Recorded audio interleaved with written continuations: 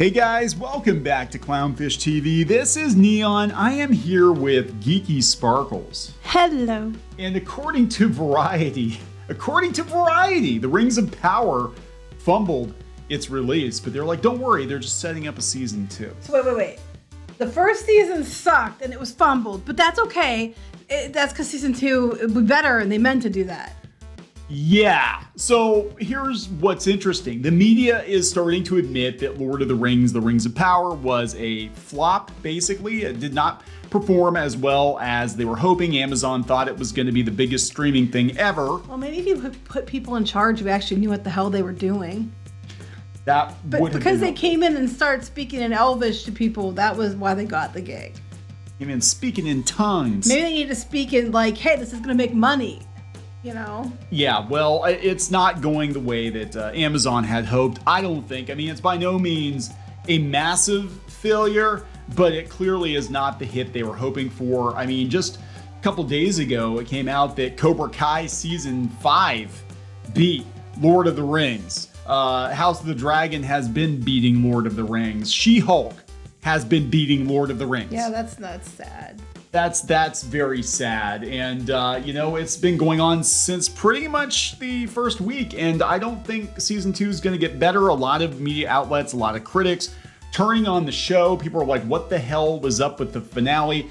Now, disclaimer, I'm not wasting 8 to 10 hours of my life watching this show. What I am commenting on is the media circus around it and the inability for people to admit that this was a huge misfire. Oh, I watched a recap and I only made it about a third of the way through and thought this is the stupidest thing I've ever seen and I don't want to watch it. I've seen clips and it's dumb. And I watched She-Hulk, so what's that tell you? Yeah, you watched She-Hulk before the you watched majority this. of it. I won't watch this. I have no desire to watch this. And to be fair, even before all the shenanigans and all the name calling and all the fan baiting and all the whatever, before it came out that the showrunners were failures basically in Hollywood, and then they got handed the keys to one of the most popular fantasy franchise of all time, I had already made the decision that I wasn't going to watch it because I really didn't like the Hobbit movies very much. And I just didn't like the behavior leading up to it. I was like, even if I was interested, even if I thought it might be good,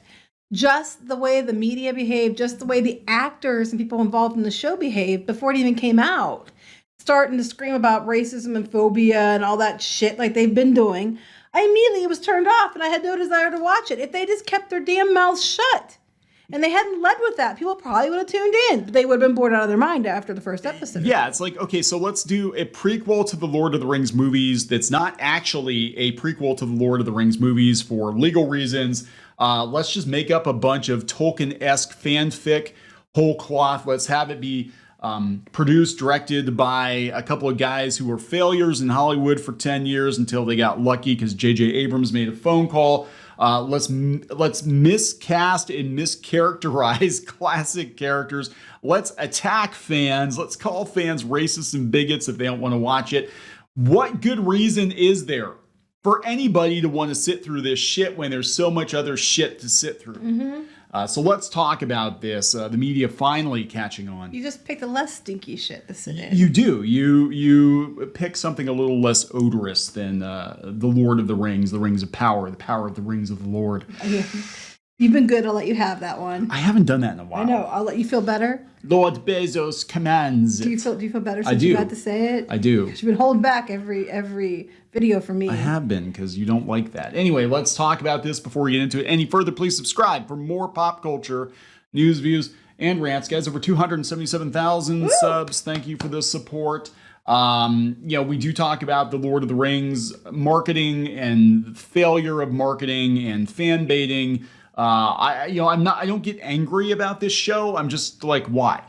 Why is this a thing? This might actually be the last gasp of fan baiting, because we've seen it with this and with She-Hulk, and these studios have to realize it does cost you money to tell your audience to go fuck itself before the show even drops. It is not about, not having diversity inclusion. But it makes sense. There were some choices that didn't make sense.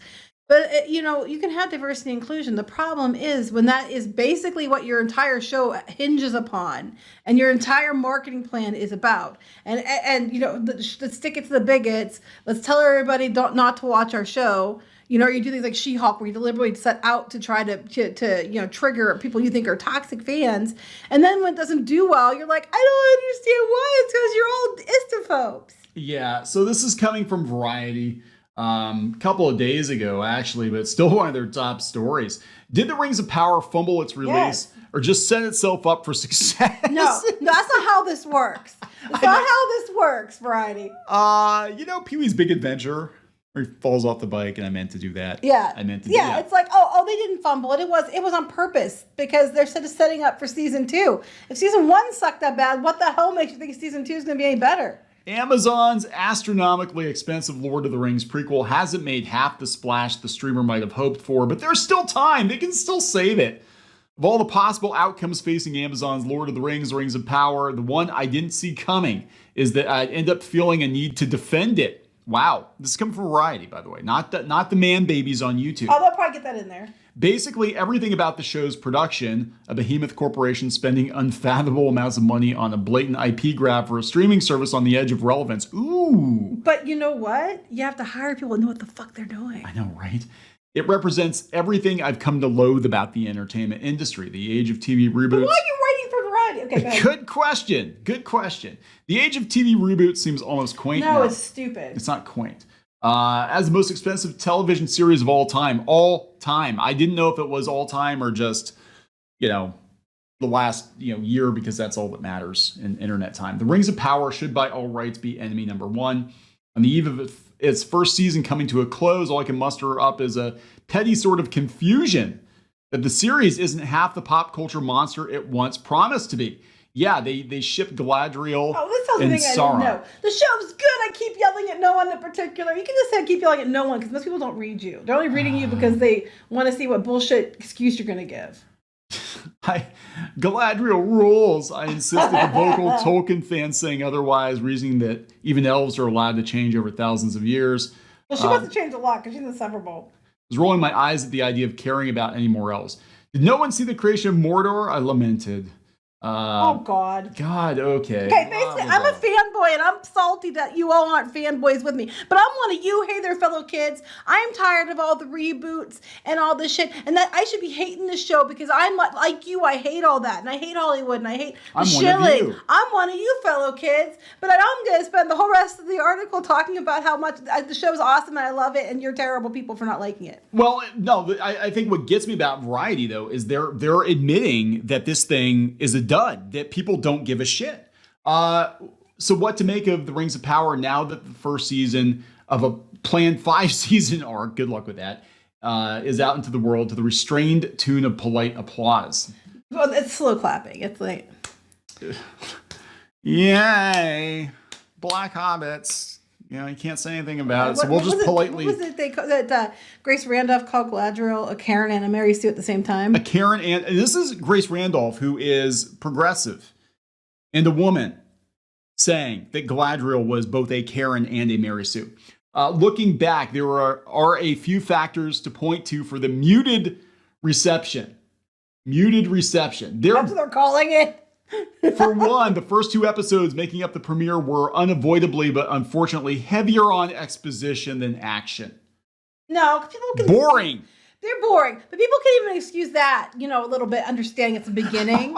This is not praise. For another, that pattern held up until the 6th episode. So after the 6th episode, it finally got interesting. It's basically what they're saying.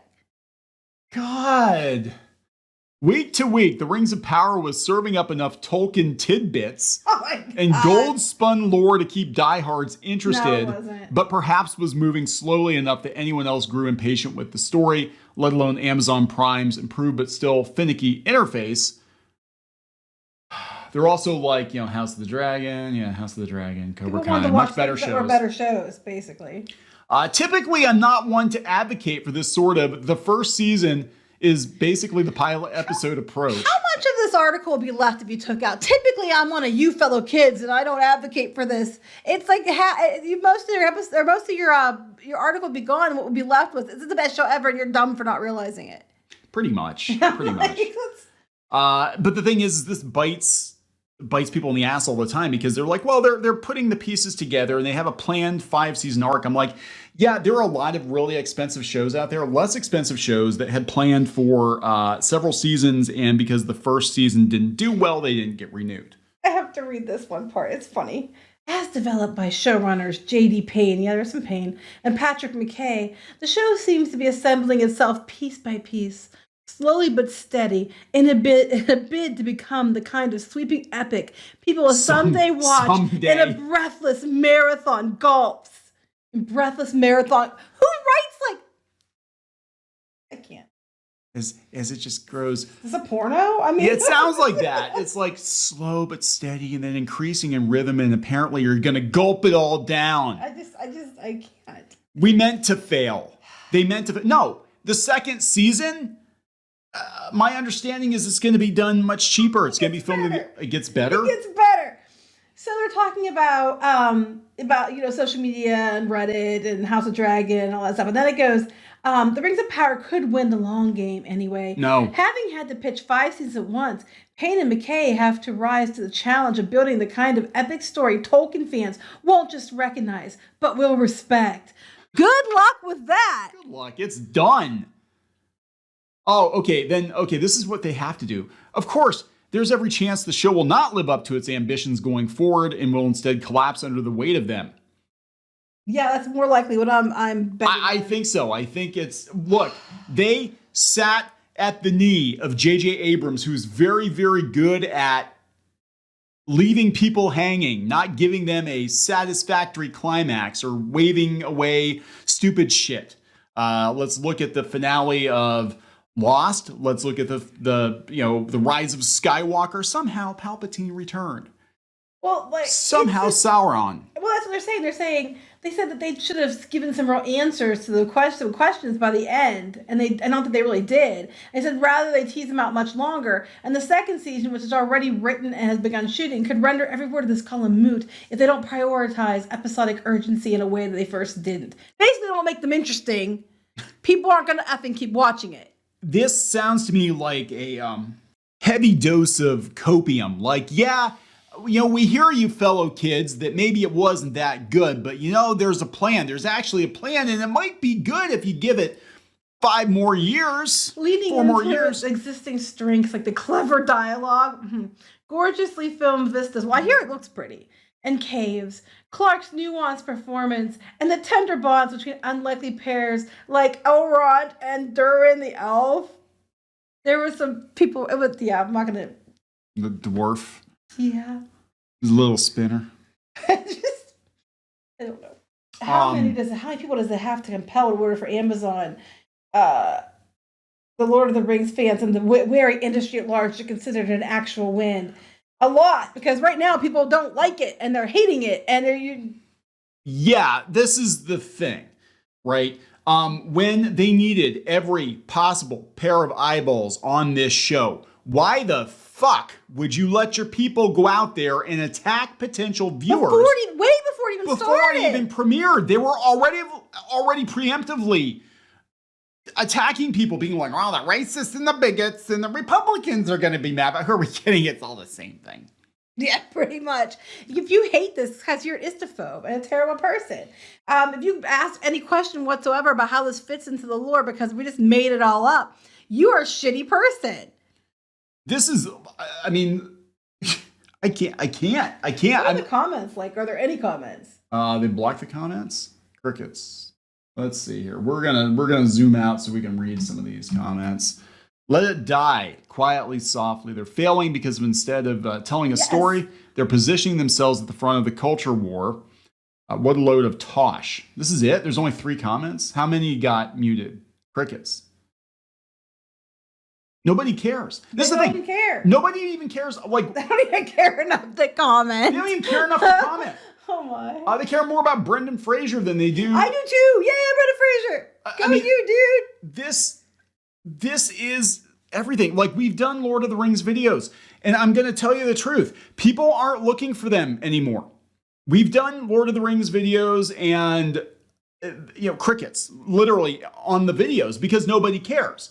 They have failed. This was supposed to be the biggest thing ever, and they bet on two noobs that trained under J.J. Abrams. And a PR department that did a She-Run thought it was better to start out, antagonizing all the fans before you even showed them anything. You literally told people not to watch your show. And guess what? They're not watching your show. They're watching House of the Dragon. Lots of people very, very vested, heavily interested in House of the Dragon. You're not hearing the same discussions around House of the Dragon. There were one or two articles out there I saw about why there are black people on House of the Dragon. But for the most part, that wasn't the marketing. It was like, here's House of the Dragon. It's good. We hope you like it. We tried really hard to undo the damage that the last season of Game of Thrones caused to the fandom. Here, have this thing that we made. Mm-hmm. And whereas with Lord of the Rings, a year before it premiered, they're black hobbits. You're going to have to get used to it, you bigots, you racists. You're going to have to get used to it. And Tolkien was kind of a racist too. And Tolkien hates you too. We hate you, and so does Tolkien. And Galadriel is like the best at everything. Can get out of any situation whatsoever, can break out of prison, like nothing. And apparently, from my understanding, was the one who thought of having the multiple rings. Yeah. I'm not sure about that one, but that's what I read. I don't give a shit. I don't give a shit. Nobody else gives a shit. I do give a shit about Cobra Kai. Yes. I haven't started watching House of the Dragon yet, but I intend to because I've heard nothing but good things about it. And I like Matt Smith. So, I intend to watch that. I will watch House of the Dragon. I will finish Sandman. Freaking Sandman. I'll finish before I even attempt to watch The Rings of Power. Because I don't give a shit. Hell, I'll watch She-Hulk before The Rings of Power. That's how little of a shit I give. And they did it to themselves. Mm-hmm. This was going to be a hard one to get right anyway, but they literally hired the most unqualified people. But no, they knew more about it all, and they could speak in Elvish. Yeah, and then they promptly fired the Tolkien expert. Well, they hired another Tolkien expert that identified and agreed with them. Right. This was a disaster, and Amazon bet the farm on this, and good luck with that. Good luck with that, because I don't think it's going to make it to 5 seasons. I could be wrong. I mean, maybe Bezos likes to just burn money, but I don't think it's going to make it right off. I don't think it's going to make it to 5 seasons. Anyway, we're going to wrap this up. Yep. Please subscribe for more pop culture news, views, and rants, guys. We'll talk later. Bye.